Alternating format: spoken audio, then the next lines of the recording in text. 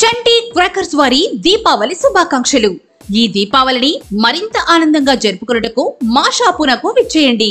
మా వద్ద లక్ష్మీ పటాకులు 500 shots, 240 shots, 120 shots, 500 shots, 60 shots, fancy shots, YSR and NTR shots, 5-inch shots, single shots, drone fancy, peacock, bats fancy, helicopters fancy, lotus, peacock, Ravan, 1000 వాలా మరియు అన్ని రకముల పటాకులు మా వద్ద సరసమైన ధరలకే లభించును। విచేయండి Chanti crackers, stall number 18, Modampalli bypass road, SKV కళ్యాణ మండపం సమీప దూరంలో, ప్రొద్దుటూరు।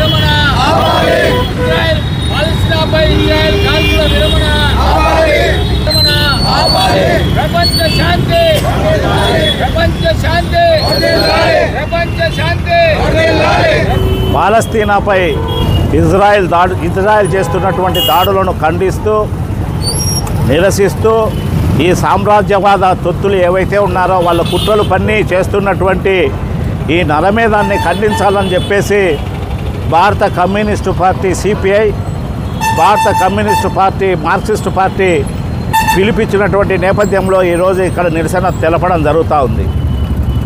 నిజంగా ఇవాళ ఈ దేశంలో మీడియా అంతా కూడా పాలస్తీనా యొక్క ప్రజల సమస్యలేంటి, వాళ్ళు పడుతున్నటువంటి బాధలేంటి, ఎందుకు వాళ్ళు అశాంతిగా ఉన్నారనేటువంటి అంశాలను ఎవ్వరికీ చెప్పకుండా మొత్తం ఒక జాతిని అక్కడ ఉన్నటువంటి అరబ్ జాతిని ఒక టెర్రరిస్టులుగా, మానవత్వపు విలువలైనటువంటిగా ఇవాళ గోధి మీడియా ప్రచారం చేస్తూ ఉంది। నిజానికి ఈ పాలస్తీనా ఇజ్రాయెల్ మధ్య తగాదా అనేటువంటిది దశాబ్దాలుగా జరుగుతూ ఉంది।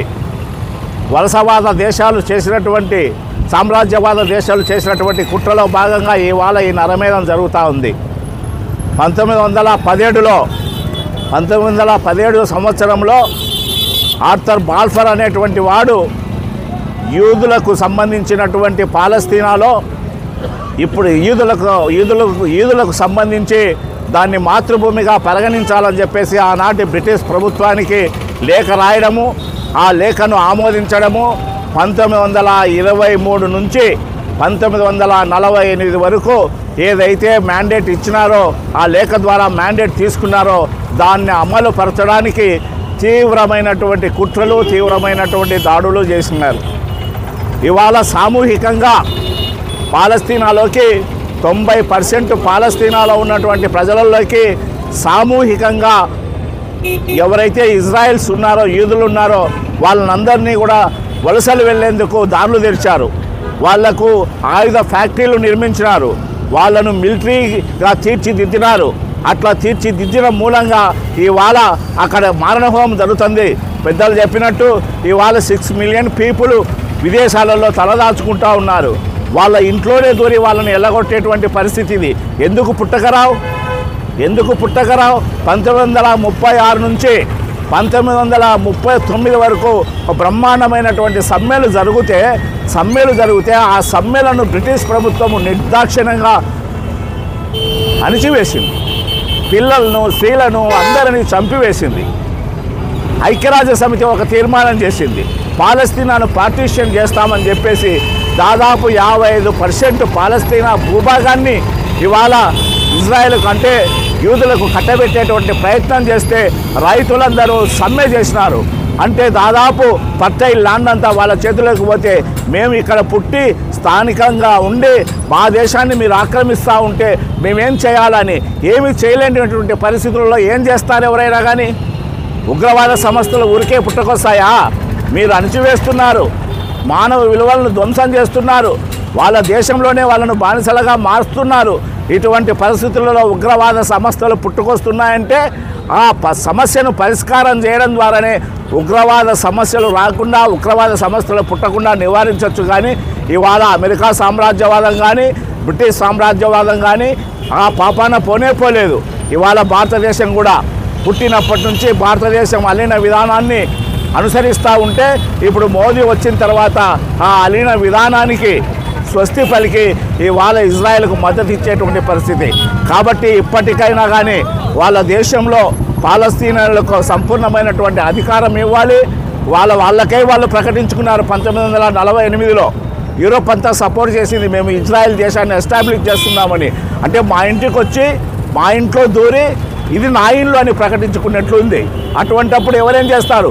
మనం పల్లెలలో చూస్తున్నాం, ఊర్లు ఇడిపిస్తే పొలాలు వదిలి వెళ్ళిపోయి ఎక్కడో తలదాచుకొని ఎవరైతే ఊరు ఇడిపించినాడో మాపు కాసి మాటు వేసి చంపేటువంటి వ్యవహారాలు మనం పల్లెలలో చూస్తున్నాం. దారి లేనప్పుడు ఏం చేస్తారు? దిక్కు లేనప్పుడు ఏం చేస్తారు? ఏమీ చేయనప్పుడే ఉగ్రవాద సంస్థలు అనేటువంటి పుట్టుకొని వస్తాయి. కాబట్టి ఆ సమస్యను ప్రపంచ దేశాలన్నీ కలిసి పరిష్కరించాలా, శాంతిని నెలకొల్పాలా, పాలస్తీనియన్ల యొక్క హక్కులను గుర్తించాలని చెప్పేసి మేము డిమాండ్ చేస్తూ ఉన్నాం. సత్యనారాయణ, సిపిఎం కార్యదర్శి మొదటూరు.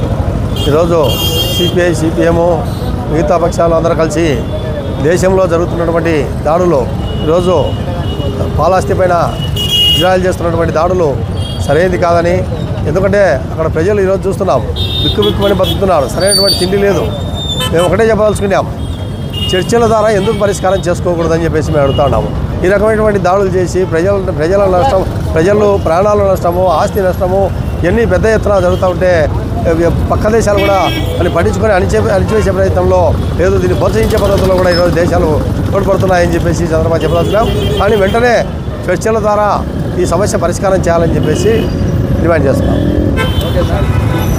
సోదరా మహాశలరా, దాదాపు 1 నెల రోజుల నుంచి ఇజ్రాయెల్ పాలస్తీనా పైన చేసే దుర్మార్గాలు, దౌర్జన్యాల వల్ల దాదాపు 10-11 వేల మంది స్త్రీలు, పిల్లలు, అమాయకులు మరణించడం జరిగింది.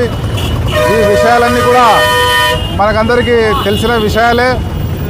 మరి సోదర మహాశల, ప్రపంచ చరిత్రలో చూసినట్లయితే ఇటువంటి దుర్మార్గాలు చాలా జరిగినాయి.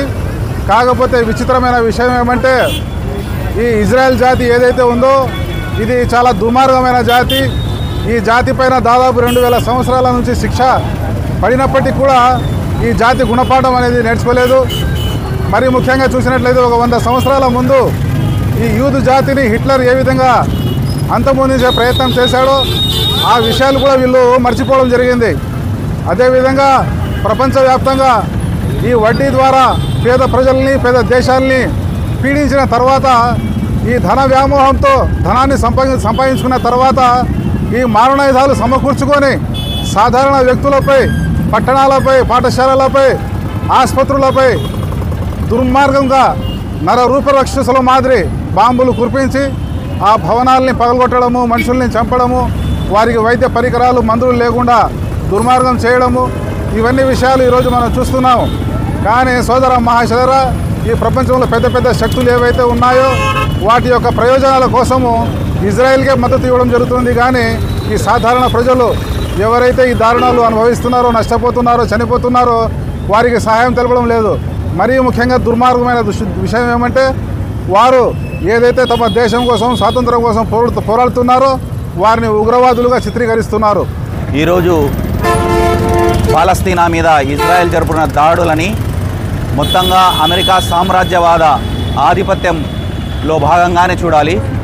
మనం వరుసగా గమనిస్తే మొదట శ్రీలంక, తర్వాత మయన్మార్లో రోహింగ్యాల అణిచివేత, ఆ తర్వాత రష్యా యుక్రెయిన్ మీద దాడి, తర్వాత ఈ కొనసాగింపు ఇవన్నీ కూడా మొత్తంగా ప్రపంచవ్యాప్తంగా ఉండే వనరుల మీద పెట్టుబడిదారీ దేశాల ఆధిపత్యం కోసం జరుగుతున్న దాడులుగానే వీటిని పరిగణించాలి.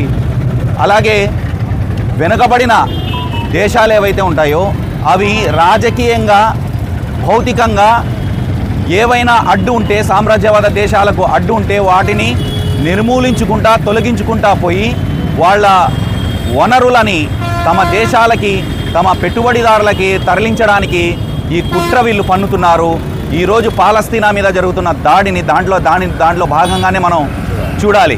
కాబట్టి ఇప్పటికైనా భారతదేశ ప్రభుత్వం ఇంతకు ముందుగానే ప్రకటించినట్టు 2 దేశాలు పాలస్తీనా ఇజ్రాయెల్లను 2 దేశాలుగా పరిగణించి ఈరోజు ఇజ్రాయెల్ చేస్తున్న దాడిని ఖండిస్తూ పాలస్తీనాకు మనం సపోర్టుగా నిలబడాల్సిన అవసరం చాలా ఉందని ఈ సందర్భంగా నేను తెలియజేస్తూ ఈ అవకాశం ఇచ్చిన వామపక్ష సంఘాలకి కృతజ్ఞతలు తెలిపించుకుంటూ విరమించుకుంటున్నా.